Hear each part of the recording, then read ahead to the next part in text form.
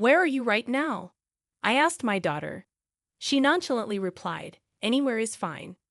Frustrated, I insisted she come home immediately. But my daughter retorted, "No way. We're on an overseas vacation. We won't be back for another 3 days." When I called her, she didn't seem remorseful at all. Instead, she answered with high energy and laughter. As I passed by my daughter and son-in-law's house, I heard a faint cry for help from inside. The voice was incredibly small, that of my beloved grandchild. Using my spare key to enter the house, I discovered my 5-year-old grandchild tightly bound in a rope, hidden deep inside the closet. My daughter and son-in-law had exposed my precious grandchild to danger, and the consequences were severe. Fueled by anger, I resolved that my daughter and son-in-law must be held accountable, no matter what. My name is Mary, and I am a grandmother. Lately, the chilly weather has kept me indoors, making me feel quite lonely. You see, my husband passed away several years ago, leaving me to live alone. His death was truly heartbreaking, and the loneliness persisted for a long time. However, there's something that brings me joy now: my kindergarten-age grandchild, Mia. Over the past few years, I haven't seen my daughter Samantha and her husband Michael very often. The frequency of our visits decreased significantly after Mia was born. But despite being a somewhat absent grandmother, Mina has grown very fond of me. Occasionally, she'll say, "I love you, Grandma." Each time she does, my heart swells with affection. As a result, I find myself buying her various things and even sending her allowances. People around me recognize this as grandma spoiling, but I have no regrets. Mia is my one and only grandchild, a precious presence that cannot be replaced. Right now, my love for Mia fills my heart completely. However, I also have concerns revolving around my daughter and son-in-law's parenting approach. Frankly, Samantha tends to prioritize her own needs over those of her child, and Michael, her husband, doesn't seem particularly attached to Mia. When I raised Samantha, I believe I showered her with affection, just as my late husband did. That's why, deep down, I want to voice my complaints about Samantha's current family situation. On the other hand, I hesitate to interfere in their parenting decisions. Honestly, anything I say would likely be unwelcome, and they probably wouldn't listen. Moreover, if Samantha's stress from being scolded by me were to inadvertently affect Mia, it would be disastrous.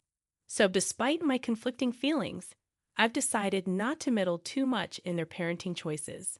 Although it's lonely not seeing Mia often, I know that if necessary, I can still visit her.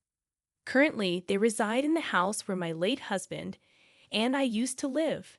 After his passing, managing the spacious home alone became overwhelming, so I handed it over to them. That's why I also have a spare key. Sometimes I find myself thinking that I'd like to visit their home and see Mia, even if it's just spontaneously. One day, I had the chance to pass by my daughter and son-in-law's house after a long time. Since their home is quite a distance from where I currently live, I rarely visit on my own. However, there was a reason I decided to go there that day. I had been invited by a friend who lives in the neighborhood. This friend happened to be a classmate from middle school, so I assumed we would reminisce about old memories. Little did I know that the conversation would take a much more serious turn. "Mary, do you really know about Maya?" my friend asked. "Of course, she's my granddaughter." "How could I not know?"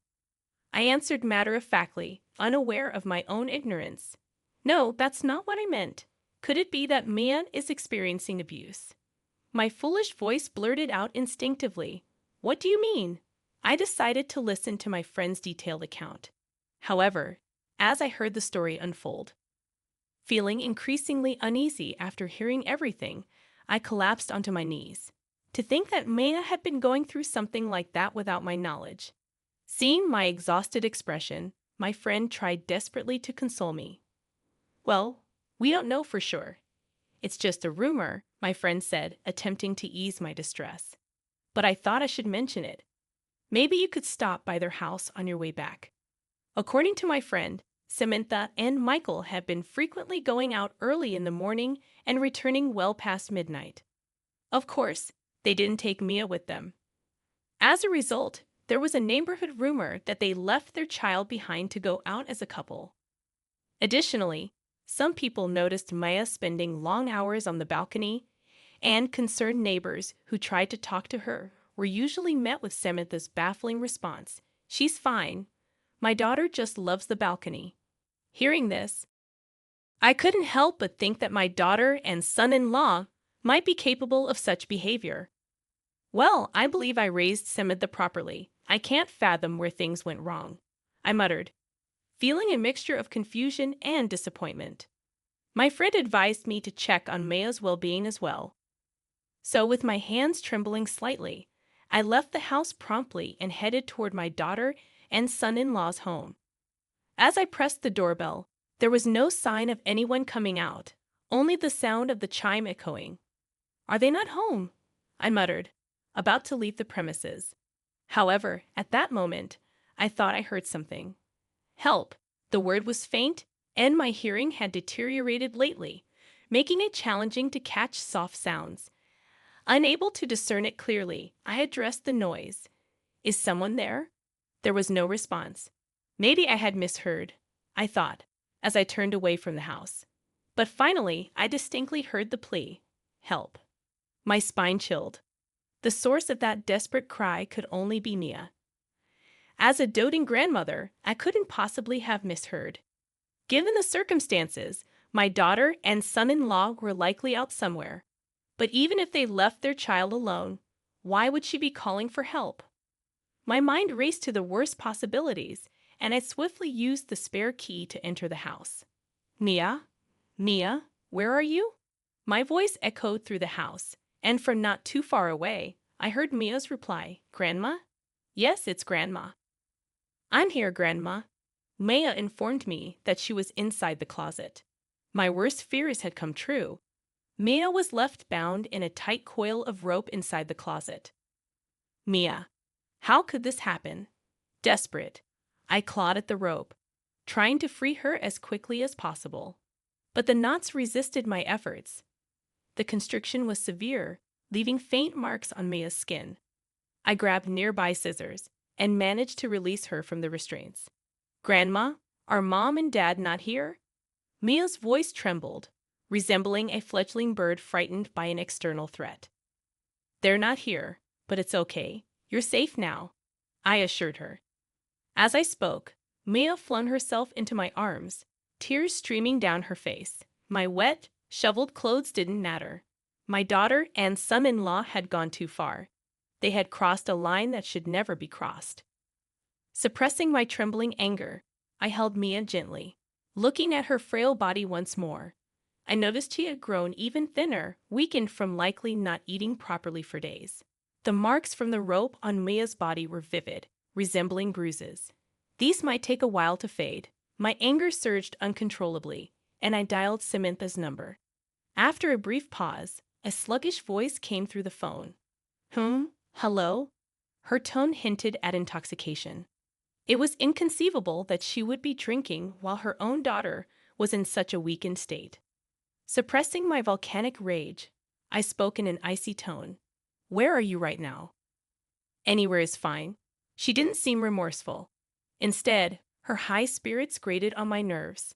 "Samantha, answer truthfully. Where are you?" Perhaps sensing my seriousness, she finally revealed their whereabouts. "We're on a family vacation abroad." Why a family vacation? Yet they left Mia locked in a closet. How could this be a family trip? I pretended to be fooled by my daughter's talk of including Mia. My daughter's mood was somewhat lowered, but her annoyance at my biting remarks showed through the nuances of her words. "Regardless, come home immediately." "Why?" "It's a special family vacation. We won't be back for another 3 days, of course." I hadn't anticipated their immediate return, but when I heard the truth directly from my daughter, it ignited a firestorm of anger within me. Just as I was about to voice my thoughts, Samantha abruptly ended the call with a dismissive "busy." Her cavalier attitude towards neglecting her own child for personal enjoyment filled me with intense contempt and disgust. To think that such despicable behavior came from my own daughter. I found myself regretting my parenting decisions and feeling a profound sense of apology towards my late husband. Amidst this whirlwind of emotions, my composure returned when I saw Mia gripping my sleeve, her worried expression pulling at my heartstrings. Mia was visibly weakened, prompting me to rush her to the hospital. The doctor confirmed that she was on the brink of severe malnutrition, though her life wasn't in immediate danger.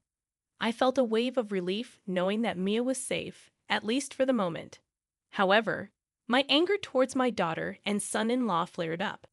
Their actions had endangered my precious grandchild, and the consequences were severe.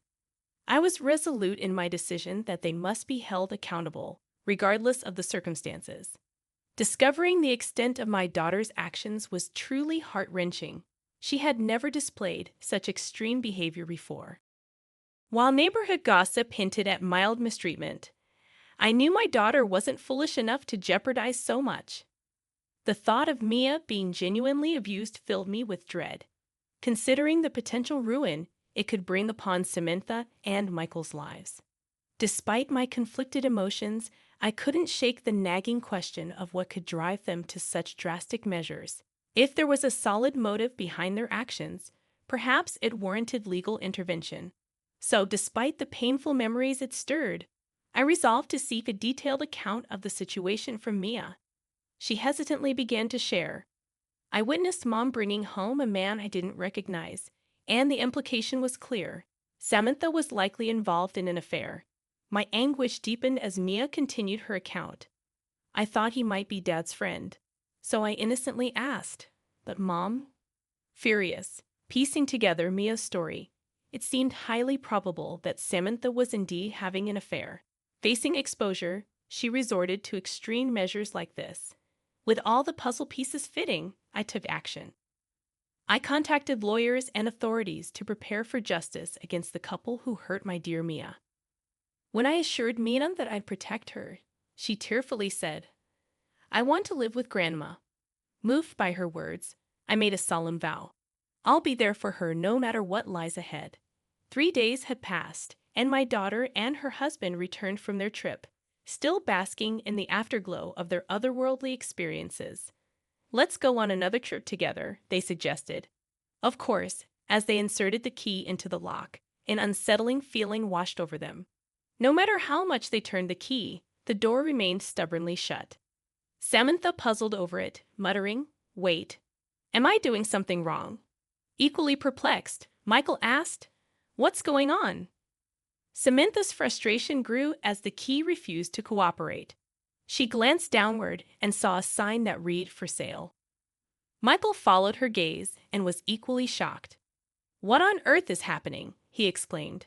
Both of them stood there utterly bewildered. Then it hit Samantha, the person responsible for this bizarre situation. "That old hag," she exclaimed, grabbing her phone. Samantha dialed the number registered as "annoying old lady." "Hello." My voice, slightly high-pitched, echoed through the phone. Samantha erupted in anger, venting her frustration. "What the hell? Why is our house listed for sale? Did you do this? It's unbelievable." I chuckled, but the laughter didn't come from the phone. It emanated from behind her. When Samantha turned, she saw me wearing a triumphant smile. "I'm disappointed in you," I calmly reproached her. "I've always had doubts about your parenting style, but I never imagined it would come to this." "Huh? What are you talking about?" Samantha's voice trembled with confusion. "You claimed you were on a family vacation abroad, right? Isn't Mia supposed to be with you?" I pressed, noticing her husband's absence beside her. Samantha panicked and stammered. "Well, Mia went to a friend's house to deliver souvenirs," she blurted out. "Really?" I responded, beckoning Mia, who had been hiding behind me. She clung to my legs, and Samantha's face turned pale. "Mia, why are you here?" Samantha asked, her voice faltering. "You bound Mia with ropes and locked her in the closet. You're truly despicable. Why would you do such a thing?" I accused, my disappointment turning to anger. Samantha, realizing she was caught, tried to justify herself. "What do you know? Parenting is tough. Sometimes you have to discipline kids like that to teach them. Indeed, parenting is challenging. If only my foolish daughter had followed your example, maybe she'd be a slightly better person. I laced my words with sarcasm. Samantha fell silent, while Michael, usually quiet, voiced his frustration. Why sell the house? What's going on? When you took over the house, you never changed the ownership. So legally, this house is still mine. As the owner, I can sell it if I want, I explained, watching Samantha tremble. So where are we supposed to live now? She asked, her voice tinged with fear. Disheartened, the couple failed to express concern for their child. Don't you worry about your own child? My stern tone made them uneasy. Well, Lena is under your protection, right? No problem, I sighed, their indifference infuriating me. Samantha's words left me speechless, but there was something. Reluctantly, I needed to convey the situation. While Samantha and Michael were gallivanting, I explained everything to Child Protective Services, lawyers, and the authorities. Custody had been transferred to me. Their expressions didn't darken. Instead, they seemed oddly pleased. Really? So we don't have to deal with parenting anymore? Fantastic. Occasionally, you do something good too, Samantha remarked, her tone flippant. Michael remained silent but nodded in agreement. However, I knew that sharing this news would put them in a good mood. So, with the intention of finally retaliating, I spoke up. Well, it's not that easy for custody to change, right? You're not foolish, so you can imagine that much, I said pointedly. Despite my words, the couple seemed oblivious to the gravity of the situation. I continued, I merely consulted with Child Protective Services, but they deemed this incident quite serious and contacted the police. Their faces turned pale rapidly. I smiled sweetly and added, You too should reflect on your actions in prison. Samantha protested, Wait, what's going on? This is bad. We need to escape. Michael, usually quiet, snapped, Calm down. It's not like they're coming for us right away. Both of them seemed irritated, so I decided to add fuel to the fire. By the way, Michael, the reason Samantha locked me up this time is because her affair was about to be exposed. I revealed. Michael's face momentarily showed confusion, but then he blushed furiously and lunged at Samantha. What do you mean you were having an affair? Calm down, this old hag is just making things up. Samantha tried to soothe him, but Michael remained visibly agitated. Ignoring their squabble, I continued, and guess who Samantha's affair partner was? James, her high school classmate. You know, the guy who lives nearby. Samantha's expression tightened. How do you know all this? She had inadvertently admitted to the affair herself, and Michael was now berating her with fury. Seeing his rage, I found it somewhat amusing, but I wasn't done yet. By the way, James is married. His wife was furious when she found out. She even threatened to sue for damages. I added calmly. Samantha fell silent, understandably so. She needed to find a new home, come up with excuses for the police, and brace herself for a hefty alimony payment.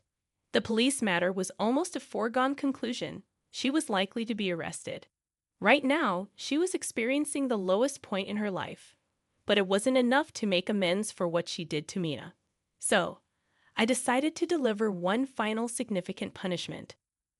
I actually hired a lawyer to investigate various matters. It turns out that Samantha had been using the money I sent for Mia's support. There should have been hundreds of thousands of dollars saved up, but you two seem to have spent it recklessly.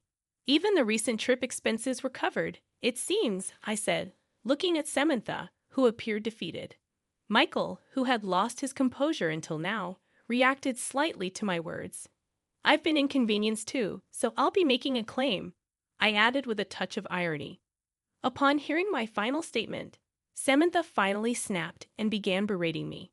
How could you do something so terrible to your own daughter? Unbelievable. You're an utterly hopeless parent, she retorted. I could say the same about you, I countered. Samantha's anger flared, but she had brought this upon herself. I never imagined my own daughter would stoop to such levels, In the end, the couple was found guilty of child abuse and sentenced to prison. It was ironic that they had previously talked about separating due to Samantha's affair. Yet now they were both headed to jail. The alimony claims resulting from the affair, along with the repayment for accusing my financial support, left the couple drowning in debt. Michael lost his job due to the guilty verdict, and with no substantial income, they faced the daunting task of repaying this significant sum. It was a complex mix of emotions, but they had brought it upon themselves. I hope they reflect and learn from their mistakes. On the other hand, I am enjoying my new life with Mia. Initially, she struggled to adapt to living alone with her grandmother, and the lingering anxiety from her past abuse weighed heavily on her. However, as our neighbors and I treated her kindly, a glimmer of brightness returned to her expression. Mia often says, "Thank you, Grandma, for helping me. It's only natural to assist her given the circumstances, and I'd also feel sorry for not being able to help until it got to that point," I reflected. Her sincere smile when she expresses gratitude warms my heart. My remaining days will be filled with time spent with Mia. Though they may not be long, I approach each day with hope and joy.